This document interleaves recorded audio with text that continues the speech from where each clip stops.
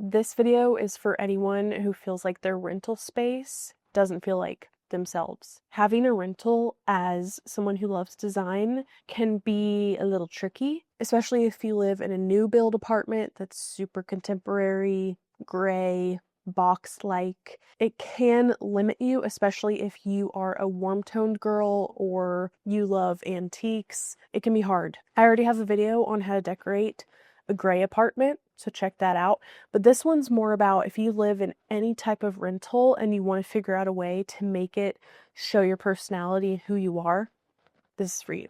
I've mentioned that we rent this house quite a few times on this channel, and I love our house, but if I owned it, I would change everything. It has so much potential.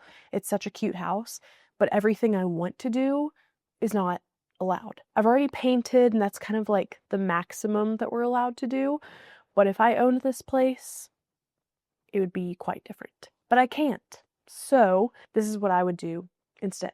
I think one of the easiest and biggest things you can do to make your home feel more like you is change what the previous owners have done. Whether that's paint, light fixtures, if they left furniture, getting rid of that and changing it to something that you want will make you feel 100 times better. When we moved into this house, all the walls were like this off-white color. The ceiling still is because we didn't feel like painting the ceiling, but it was just like that cheap paint that you get at Lowe's that they just kind of painted over everything, and the color is just, it's not white, it's almost like a dingy white. It's not great. So that was the first thing I did. I said, I need color in this house. I cannot look at these walls any longer. Honestly, I was looking back at pictures the other day of what our house looked like when we first moved in, like the first month or two, and it was bleak. Paint and light fixtures are going to be the easiest things, and they will make the world of a difference.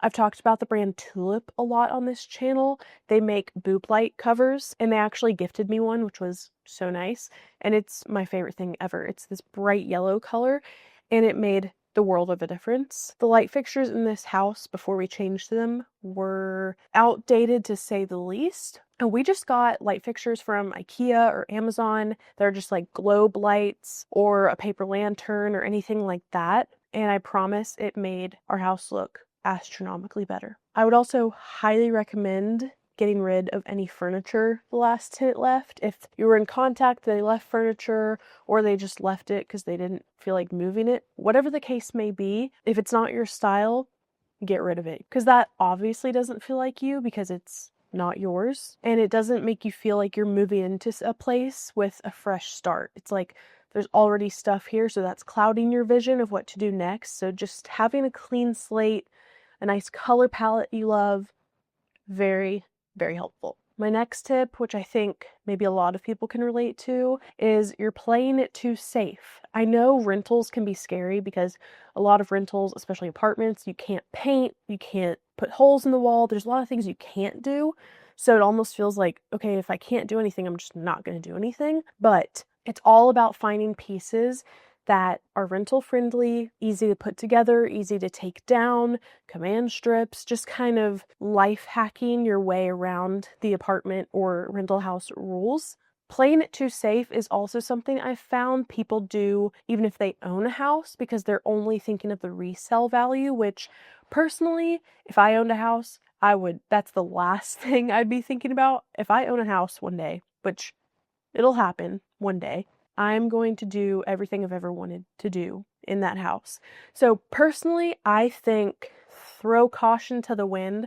Do not think about resale value, especially if you're someone who is interested in design. Who cares about what the next person wants? You know, this isn't HGTV. We're not putting in gray floor subway tile in the kitchen, you know? So I think do what you like and it'll make you so much happier. I also think this applies to furniture. I know it is so easy and easy on the wallet if you just go to IKEA, Target, any fast furniture place and just get something that you need. If it's going to be something that everyone else has, again, that's going to add to feeling like your space is not unique to you. Personally, I love saving my money, hunting on Facebook Marketplace and finding a piece that I really truly love instead of resorting to IKEA, for instance. Also, a lot of times you can find something so much cheaper on Facebook Marketplace than you could at any other fast furniture place. For instance, I mentioned last video we got a kitchen island, which I will do a home updates video soon to show you everything.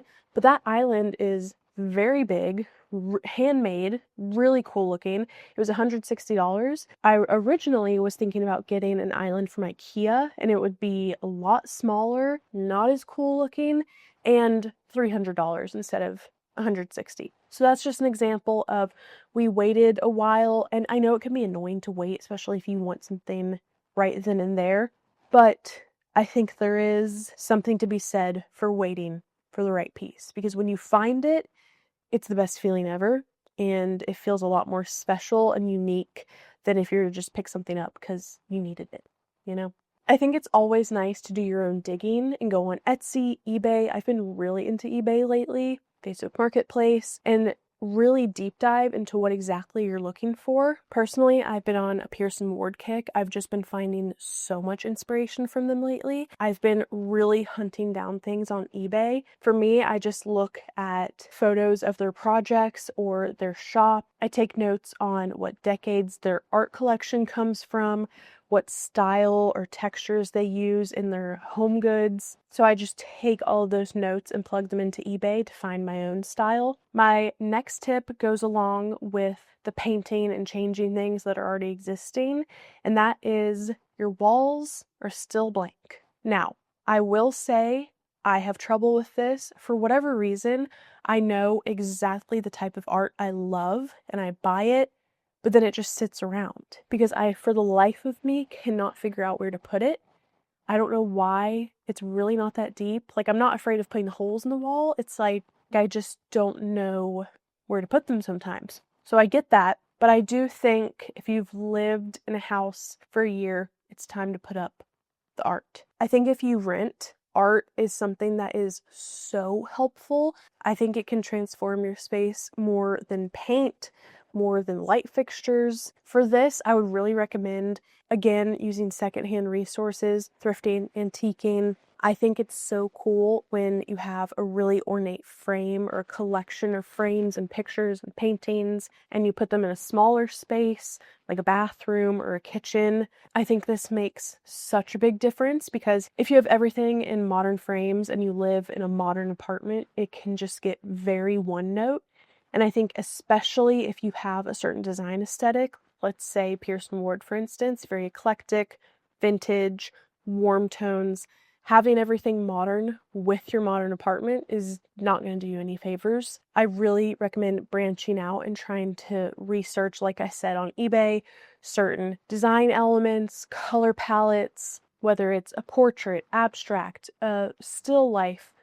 Go on eBay. This is not sponsored. I wish it was. I'm like talking about eBay like they're paying me, but I really do love it. I've been very into it recently.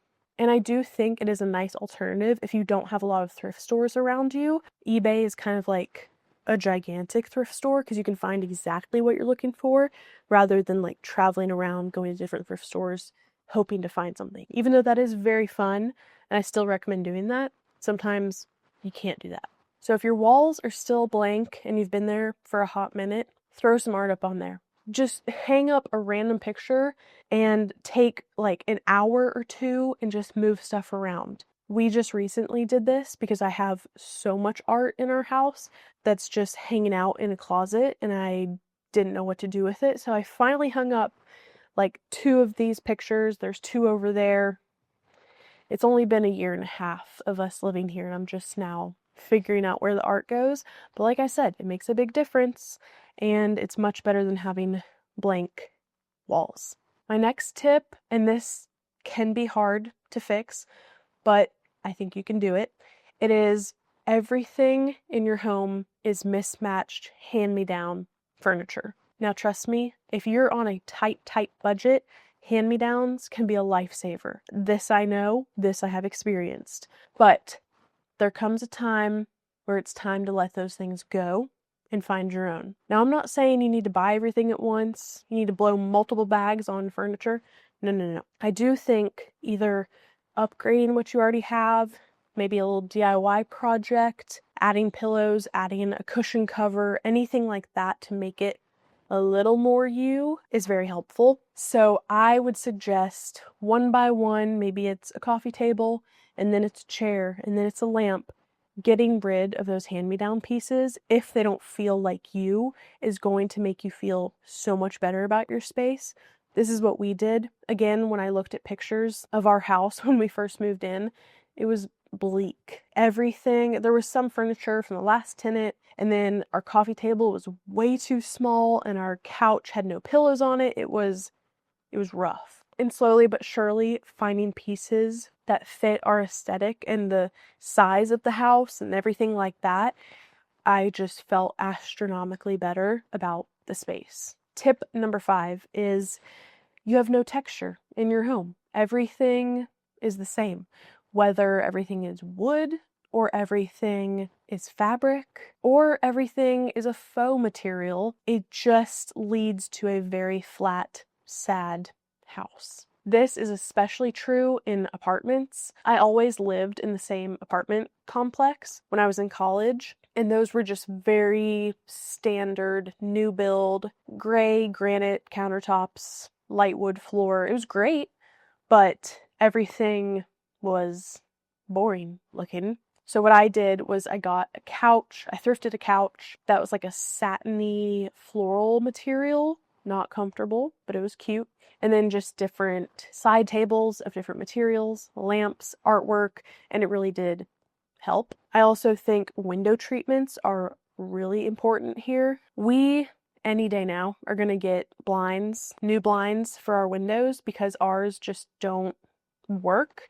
They're cordless and they you push them up, but one of them, I spend, no joke, 5 minutes trying to push it up every morning and it's tragic. Also, they're breaking. So, just a little fun fact about our house. I do think a nice window treatment from Amazon if you want. There's 2 pages. Finding something that fits your budget and fits your house, you'll be so happy, and it'll upgrade your space to make it look like someone designed it, but you designed it.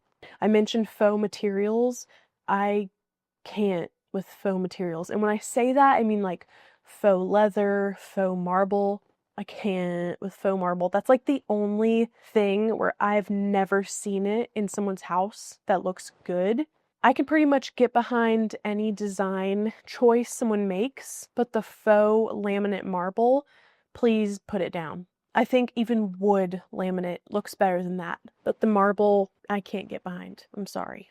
Because it's not marble, you know what I mean? When a material is supposed to look like something else, or it's printed to look like something else, you're not tricking anyone, unfortunately. I'm sorry. I hate to be the bearer of bad news. But anyways, finding real natural textures, real velvet, real leather, real wicker, I don't know how that could be fake, but you know what I mean, will make your space look so much better, a lot more intentional, a lot more professional. So add some texture in your life.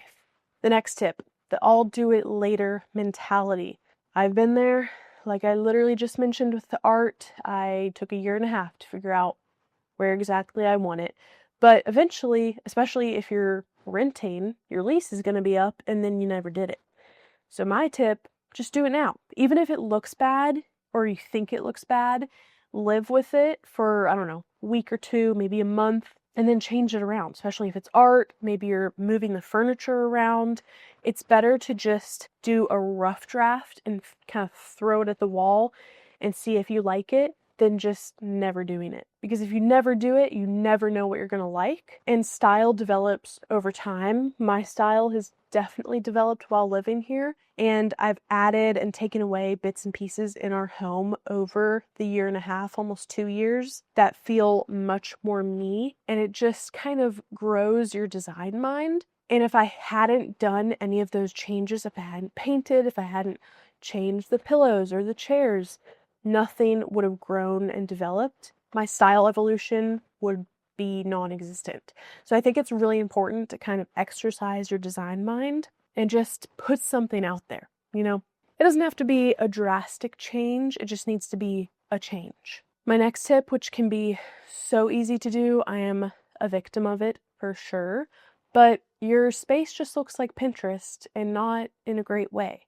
It looks like someone else's house. It looks too trendy, too perfect. When I go into your space, it doesn't feel like, oh, I know exactly who lives here. It feels like, oh, I'm looking at my explore page on Pinterest, which I will say it still takes skill to make your space look like Pinterest, but so many people are also doing that. And I think if you're looking for a change and to feel yourself reflected in your space, then it's time to get off Pinterest or go down different avenues of Pinterest and don't just pin the most popular images from, let's say, influencers or a magazine image that everyone has been using.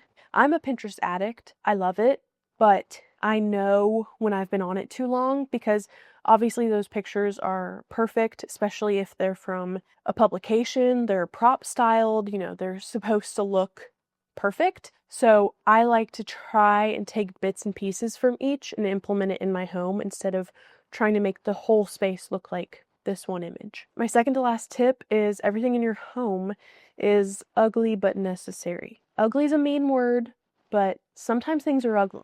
What I mean by this is, let's say you have a TV console and it's from the early 2000s from Walmart. Trust me, I've had many Walmart furniture pieces, but it does the job, but does it look good? I don't think so. Even though it works and it's functional, it's okay to make it look good. Because I'm into design, I look at aesthetic before function. A function kind of comes in later. I want to make sure it looks good. Like, yes, I need a coffee table, but I don't want to just pick one up to get the job done, if that makes sense. I want an office chair, but I want it to look good. So it's certain things like that where you need it to be comfortable. I think doing some digging and finding an alternative to the obvious is always great, especially, like I mentioned, overhead ceiling lights or even fuse boxes. I know this is super common, but putting a painting over it because you're not going to use the fuse box that often, especially if it's in a very obvious place. I think finding a great piece of art to put over it, instant change, instantly looks better. And things with the kitchen. I mentioned I'm a huge fan of fun dishware. There's nothing I love more than a creative handmade ceramic plate, whether it's splatterware or has a little fun detail on it, or silverware, cups, anything, especially with dining in the kitchen because we all gotta eat, but you want to make it look good. Instead of getting cutlery from Target, maybe do some digging, go on eBay. How many times am I going to mention eBay? I don't know why that's like my brain is resorting to that, but eBay is it slays. What can I say?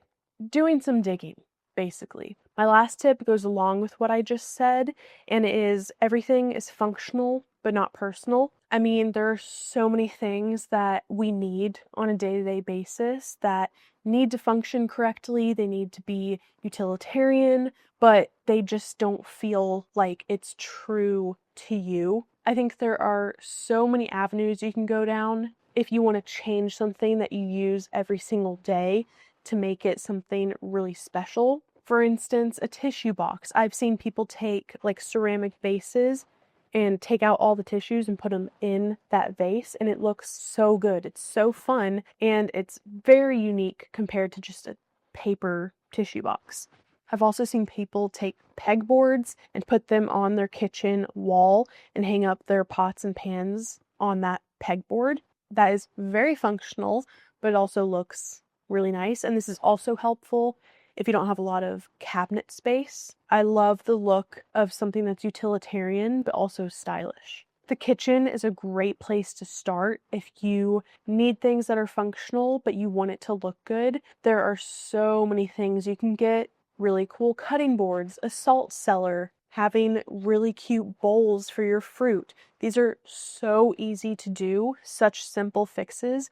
Any space can have this, and it looks so much better than just having, plastic cutting board, plastic utensils. I'm also a huge fan if you have a kitchen island. Let's say you do have one from IKEA, loading it up with personal items, like I said, dishware, fun, Dutch ovens, napkins, anything like that that has color and texture, putting that in that island is a really nice focal point now, and it makes the kitchen feel so much more personal than just having a random IKEA island. Also, covering that with the tablecloth, so fun. I love this look, and that's the easiest thing in the world to do, especially if you have an island that you're not in love with.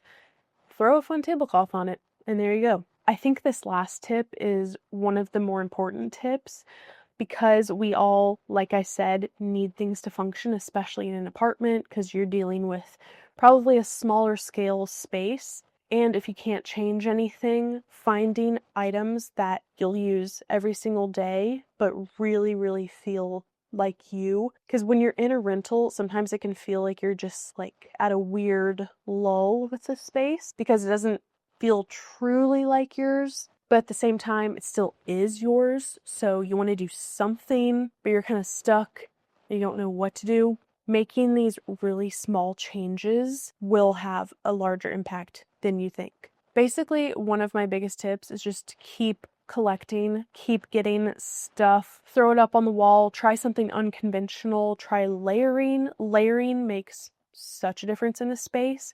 If you have bookshelves like this, play around with it. I've moved everything on this bookshelf so many times and I'm still moving stuff around. It's really just about playing around with what you like, finding shapes and composition and color and texture, adding them all together to create your own unique formula.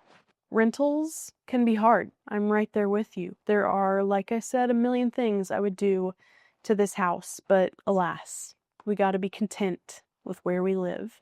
So hopefully you took away something from this video. Let me know if you like tips videos. I would love to do more. Basically, the possibilities are endless if you just think outside the box a little bit, which can be hard, but I'm here for you. Okay, I hope you guys enjoyed, and I will see you next time.